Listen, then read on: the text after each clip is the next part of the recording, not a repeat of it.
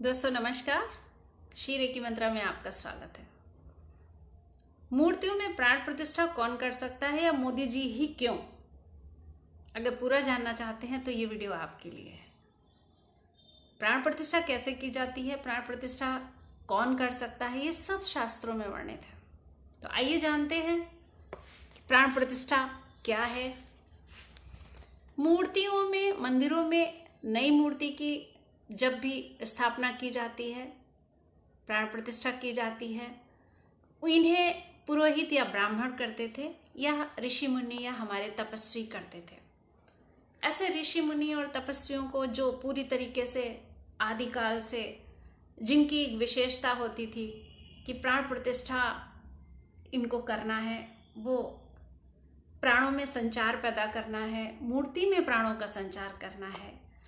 और क्योंकि साधारण मनुष्य के बस की बात नहीं थी, किसी भी साधारण मनुष्य मूर्तियों में प्राण प्रतिष्ठा नहीं कर सकता था, या मूर्तियों को जागृत करना बहुत बड़ी बात है। क्या एक साधारण मनुष्य कर सकता है? नहीं दोस्तों, नहीं कर सकता। प्राण प्रतिष्ठा करना, क्योंकि ये हमारे ऋषि मुनि जानते थे, योगी तपस्वी द्वारा किया जाता था, योग साधना के द्वारा किया जाता था, योगाभ्यास के द्वारा किया जाता था, और उनका प्राण विज्ञान पर पूरी तरीके से अधिकार होता था। प्राण तत्व के एक एक कोश को वो जानते थे, वो उनका एक आसानी से संपन्न कर लेते थे वो इस क्रिया को, क्योंकि योगी ब्राह्मण तपस्या द्वारा इस श्रेष्ठता को प्राप्त हो जाते थे कि वो संयमित और सत्यनिष्ठ होकर महापुरुषों की श्रेणी में जब आते थे तो वो किसी भी, उनके अंदर इतनी सामर्थ्य हो जाती थी कि वो किसी भी नई मंदिर में मूर्ति की स्थापना कर सकते थे, और उनके द्वारा प्राण प्रतिष्ठित मूर्ति में ही देवी और देवता प्रकट हो सकते थे, और प्रकट भी होते थे और आशीर्वाद देकर वापस उसी में विलीन हो जाते थे। ऐसा कहा गया है, ऐसा हमारे शास्त्रों में कहा गया है। ये देवता मूर्ति के अंदर प्राण तत्व का सहारा लेकर प्रकट होते थे, प्राण तत्व का सहारा लेकर ही प्रकट होते थे और आशीर्वाद देते थे।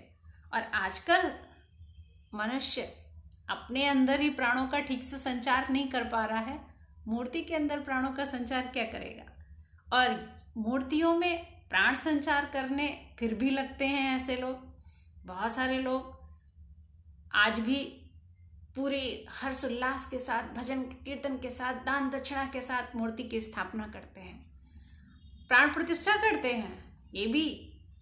और कितना उस मूर्ति में पावर आता है, ये प्राण प्रतिष्ठित करने वाला जो व्यक्ति होता है या जो तपस्वी होता है या जिसके अंदर इतनी सामर्थ्य होती है, ये उसके ऊपर डिपेंड करता है कि मूर्ति के अंदर प्राण प्रतिष्ठा हुई या नहीं हुई। प्राण तत्व पर अधिकार अगर नहीं है तो प्राण प्रतिष्ठा नहीं हो सकती है और न कहलाएगी। फिर भी आज के समय में, वर्तमान युग में ऐसा हो रहा है। आज भी योगियों के द्वारा प्राण प्रतिष्ठा की जाती है, जो अभी अभी राम मंदिर अयोध्या जी में की गई है। अयोध्या जी में की गई प्राण प्रतिष्ठा, इतना भव्य दर्शन किया गया और ऐसी प्राण प्रतिष्ठा की गई कि मूर्ति जीवंत हो उठी है। तो दोस्तों, मूर्तियों की प्राण प्रतिष्ठा में आज भी मूर्तियों में प्राण संचार किए जाते हैं। प्राण संचार से मुक्त मूर्ति किसी भी प्रार्थना को स्वीकार नहीं करती है, किसी के भी द्वारा की गई प्रार्थना वहां पर पूर्ण नहीं होती है और ना उसका पूजन पूर्ण होता है। तो दोस्तों, ये थी प्राण प्रतिष्ठा मूर्तियों में जो की जाती है, या मूर्तियों में की गई प्राण प्रतिष्ठा का फुल प्रोसेस क्या होता है। मोदी जी के द्वारा की गई प्राण प्रतिष्ठा सही है या गलत, आप मुझे कमेंट बॉक्स में जरूर बताएं। यह कितनी सही की गई है, कितनी ठीक की गई है, ये सारा आपको ही पता है, आप ही बता सकते हैं। मैंने तो एक सिर्फ वर्णन किया है, प्राण प्रतिष्ठा का एक प्रोसेस बताया है। आगे सही या गलत आप बता सकते हैं। इसी के साथ मैं इस वीडियो को बंद करती हूँ। धन्यवाद कहती हूँ और इंतज़ार करूँगी आपका जवाब का। नमस्कार।